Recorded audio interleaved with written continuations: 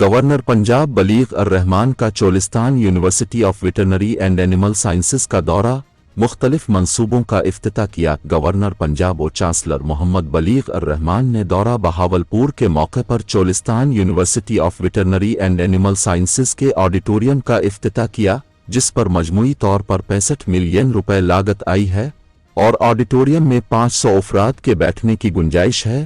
افتتاحی تقریب میں vice chancellor professor doctor Sajjad Khan, member syndicate doctor Rana Tariq, Mian Shahid Iqbal, سیاسی و سماجی کارکنان اور یونیورسٹی کے فیکلٹی ممبران موجود تھے۔